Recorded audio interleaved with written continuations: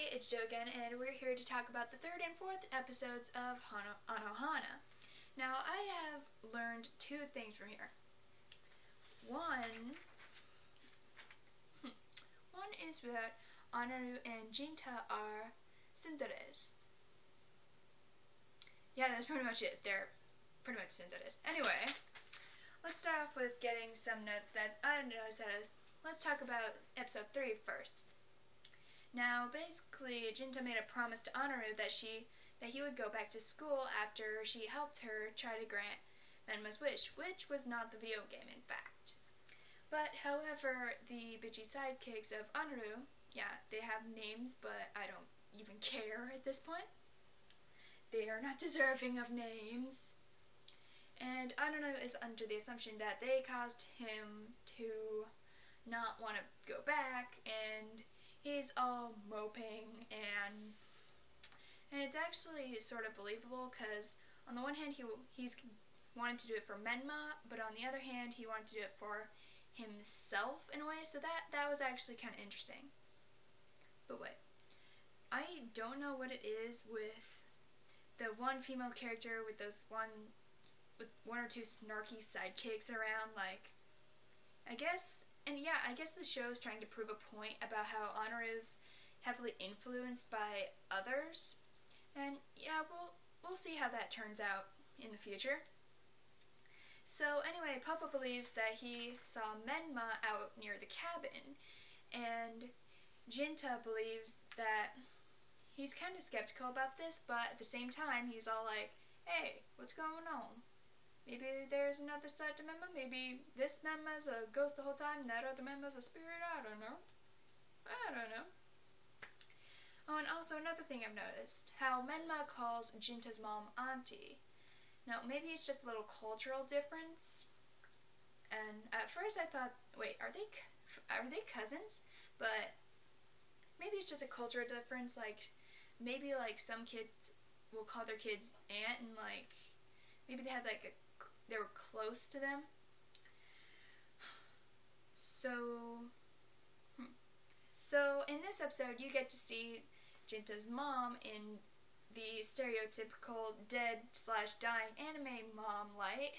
So, you know where you have those anime moms that have like the side ponytail? Yeah, that means they're either dead or going to die. No exceptions.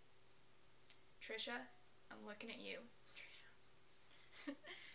So, Jinta's mom made all these little rice balls that were which were really a hit among those kids, and Menma tried to make some for herself, though it didn't come out as good as they expected it to be. Little eggshells left in there. Oh, also the nerd buff between Mary Sue Ellen and Giatsu. Yeah, their real names are Giatsu and Sukuro, but but in case I ever forget, I usually call them Mary Sue Ellen and Monk Giatsu. Giatsu and Monk Giatsu sound alike. I'm just gonna say it right now. Oh, and Mary Sue Ellen is like a TSU on the Sue. Yep. So anyway, Poppo decides to be like, hey, let's throw ourselves a little party and search for Menma, and we'll have a little barbecue, and everything's gonna be super duper fantastic. And so while they're doing the whole barbecue, Mary Sue Ellen and Anaru are having this little conversation, and Anaru is talking about her dress and such, and how she's been influenced by others, and Mary Sue is just all like, what do you want? What exactly do you want me to tell you? What do you want from me? Seriously, what do you want me to say? And Anaru's just like, oh, I thought you'd be all yelling at me and such, like, how I'd be influenced by others, yada yada yada. And so I wanna see more of how their relationship's gonna go out. So, because in episode 2 they didn't really like have the best of coming backs. Like, Sukuro was a bit of a bitch to Anaru, and now they're starting to warm up to each other, and it feels as though the group dynamic's slowly coming together. And at the end, Giatsu shows up with his food and such, and he claims to have seen Menma over by the river. And also, I want to get another thing out of the way. I know I said I wasn't too fond of the opening and the ending songs, but now as I've gotten into these two episodes, these two songs have actually grown on me. I'm not gonna lie, especially the opening. It's catchy as hell. Okay, now moving on to episode 4. Episode 4. It's 4. Anyway, so snippet of the beginning is just like a recap of the ending, yada yada. Everybody loves those. So pretty much everybody is searching for Menma, and Anaru and Jinta start to have this conversation about how he was gonna go back to school, and Anaru's like, no, those girls didn't mean what they said, and Jinta, he says that he doesn't care what they think, and him not going to school doesn't have anything to do with them. And yeah, reflecting on what I said earlier, that might have to do with how he views himself. So, and Anaru was about to fall into the lake, and Jinta comes to save her, and he did not want to see Menma end up the way Anaru did. Now, at this point in time, we don't know how exactly Menma died, but we are given implications on how she died, so I'm just going to assume that she ran for Jinta and just fell into the river. So if I am right, I will tell you guys. I'll be like, ha! Knew it! Fucking knew it! Yeah, I'm sorry, kitty. This noise will be over soon, okay? Okay. That's my cat. Meow. Meow. And in this touching little scene right here, Menma says that even though she's dead, she'd still want to be friends with everybody, even though Giatsu is being kind of a dick and being all like, oh, you need to let go of Menma. This whole Menma ghost thing isn't ready. Jinta, stop being so high and mighty, body. And Sukuro also appears to have seen Menma, and at this point I'm thinking, hey, maybe parts of Menma's soul or whatever got separated into different entities, and they maybe have to find all of them and bring all them back into one body, because I'll admit that'd actually be pretty cool. And also, and I love the little comment that Menma makes about the second Menma, like the whole Mario and Luigi reference, like, I'm player 1 must be Menma Mario and player 2 must be Menma Luigi. Or it went something like that. It's actually rather funny. It was actually kind of funny the first time seeing it. But after the scene, Jintan starts to think about what Menma thought of him before she died.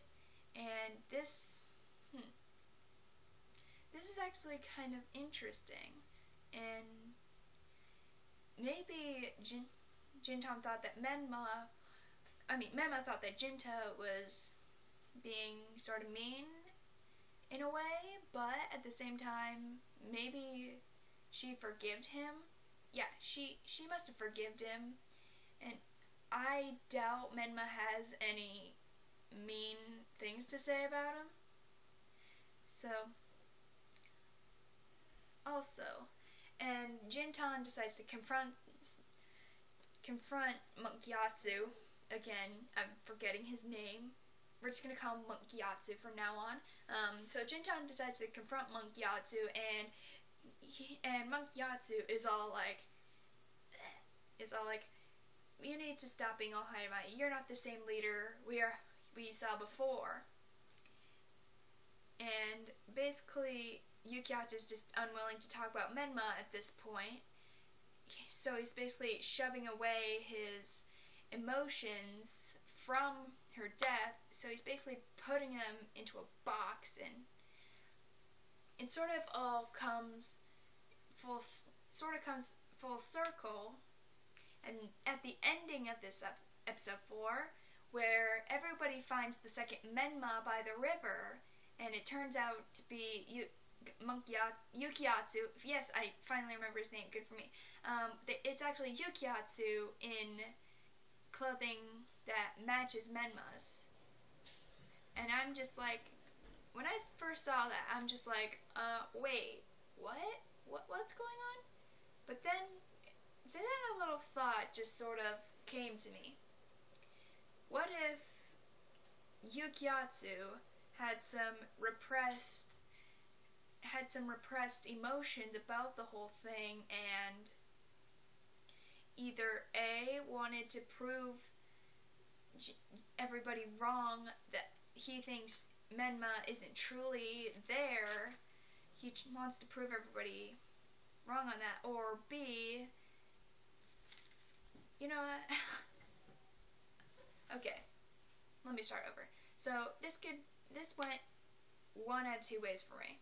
It's like, okay, apparently this dude has a cross-dressing fetish, or secret little cross-dressing fetish we don't know anything about. That'd actually be funny if that were true. Or that Giatsu was actually trying to foil Jinta. He's trying to act as his foil. So, what do I think about the series now? I'm actually really starting to like this. I'm getting really intrigued with the characters and the little nerd love between Mary Sue and Giatsu. Yeah, even though in Japan they probably wouldn't be considered a couple, more or less like real close friends. And I hate how Anaru's little bitchy sidekicks keep hammering in the point that, oh, you like him, he likes you, get together, make babies. And let the characters handle it themselves. I don't like it when, I'm just sort of not fond of it. I'm kind My cat is just thinking to me, what the fuck is wrong with you? It's okay, it's gonna be over, okay? Come here, let's say hi to people. Say hi. Hi, kitty. Yes. Hi. Hello. So, I'm gonna wrap this up and say, I am really optimistic for the future of this series. And apparently there is a movie which I might check out after I'm finished watching the series. So good night to y'all, and wait until the 5th and 6th episode and see what I think of then. Bye-bye.